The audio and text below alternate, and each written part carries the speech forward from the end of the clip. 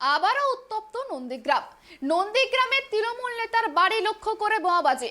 গতকাল রাতে নন্দীগ্রাম 1 নম্বর ব্লকের গোকুলনগরে তৃণমূল কংগ্রেসের বুথ সভাপতি স্বপন কুমার কোরের বাড়িতে দুষ্কৃতীরা বোমা মারে বলে অভিযোগ।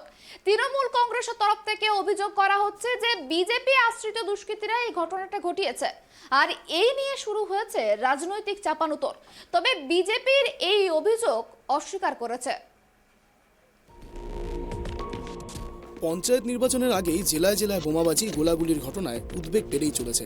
এবারে নন্দীগ্রামে তৃণমূল বুথ সভাপতির বাড়ি লক্ষ্য করে পরপর বোমাবাজিতে উত্তেজনা তুঙ্গে। শাসক দলের নেতার বাড়ি লক্ষ্য করে পরপর 3টি বোমা ছড়ে দুষ্কৃতীরা। বিজেপির বিরুদ্ধে অভিযোগের আঙুল তুলছে তৃণমূল। যদিও স্থানীয় বিজেপি নেতৃত্বের পাল্টা দাবি, তৃণমূলের গোষ্ঠীকন্দলের জেরেই শাসক দলের নেতার বাড়িতে বোমাবাজি চলে। পুলিশ ঘটনার তদন্ত শুরু করেছে।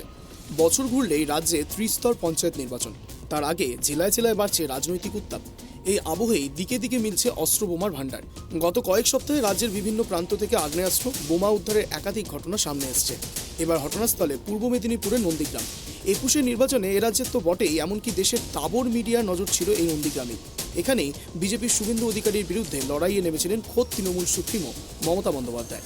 যদিও নির্বাচনে শুভেন্দুর কাছে হেরে যান তৃণমূল নেত্রী। সকাল রাত 12টার দিকে আমরা খেয়ে দিয়ে শুয়েছি, দেখা গেছে এখান থেকে হঠাৎ বারবার ধরে ফোন হচ্ছে। আমার বিছানায় ফোনটা থাকে, ঘন ঘন রিং হচ্ছে, তো আচমকা উঠে পড়লাম। উঠে পড়ার পর বলছে যে আমার পুত্র এবং এখানে এরা যারা আছে সবাই চিৎকার চেঁচামেচি করছে যে আমাদের বাড়িতে বোম পড়ছে। হ্যাঁ, আমরা এক জায়গায় বসে আছি, হ্যাঁ, আর বাইরে সমস্ত চিৎকার চেঁচামেচি হচ্ছে। মদ্যপ অবস্থায় যাচ্ছেটা বলছে যে ওদের দেখে নেবো।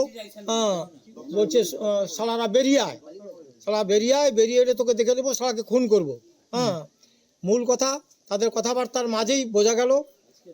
এই কিছুদিন আগে এখানে যে আপনার আমাদের 10ই নভেম্বর যেটা হয়েছে, এখানে একটা আমাদের যে ফেস্টুনটা ছিল এটা পোড়ার কাজ হয়েছে, ওটা পুড়ে দিয়েছে, বিজেপির লোকেরা পুড়ে দিয়েছিল। তাতে দেখা গেছে আমার পুত্র স্বপন এখানে বুথ সভাপতি, ও ওখানে ওতে সাক্ষী আছে। ওর উপর সেদিন থেকে একটা রাগ বা টার্গেট দাঁড়িয়ে আছে। এই অবস্থাতে চরমভাবে সন্ত্রাস সৃষ্টি করতে চাইছে গ্রাম পঞ্চায়েতে, যাতে আগামী দিনে ওরা এই বুথটাকে একেবারে দেখা যাবে কংগ্রেসি সংগঠন বা তৃণমূলের সংগঠন থেকে দূরে নিয়ে যাওয়া যায়, তার একটা অপচেষ্টা করে চলে যাচ্ছে। আজকে পুলিশকে জানানো হয়েছে। গত রাত ধরে সঞ্জয় বাবুকে আমি ওখানে ফোন করেছি, দীপঙ্কর বাবুকে ফোন করেছি। দীপঙ্কর বাবু নাকি এখানে এসে এটা নিয়ে গেছে বলে আমাকে বললো, এখন তিনি আসেননি। আমি আবার সকালে ফোন করছিলাম, সঞ্জয় বাবুকে ফোন করেছি না মাস্টারমশাই, তা আমি ওখানে বলে দিলাম বোধহয় আপনার ওখানে পুলিশ গেছে, হ্যাঁ, তারা ওখানে দেখে এসছে। আমি সঞ্জয় বাবুকে বলছি আমি গেছিলাম, আমি নিয়ে এসেছি। আচ্ছা, এই পাড়াতে সবচেয়ে বড় কথা, এই পাড়াটাকে আমরা দীর্ঘদিন ধরে একটা খুব স্বচ্ছ এবং সৎ অবস্থায় রাখার চেষ্টা করেছিলাম। আমি দক্ষিণপন্থী, আমি তৃণমূল করি প্রথম থেকেই। 8 সালে আমি পঞ্চায়েত আমি প্রধান ছিলাম।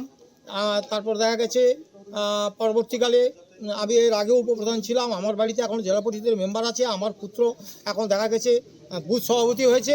তাই টার্গেট দেখা গেছে এদের যদি আমরা দমিয়ে দিতে পারি, তাহলে এই পাড়াটা গ্রাম পঞ্চায়েতে আমরা কভার করতে আমাদের খুব একটা অসুবিধা হবে না। 21 ভোটের ফল প্রকাশের পর থেকেই একাধিকবার নন্দীগ্রামে রাজনৈতিক সংঘর্ষের ঘটনা সামনে এসছে। তৃণমূল বিজেপি সংঘর্ষের দিনের পর দিন উত্তেজনা ছড়িয়েছে নন্দীগ্রামের বিভিন্ন এলাকায়।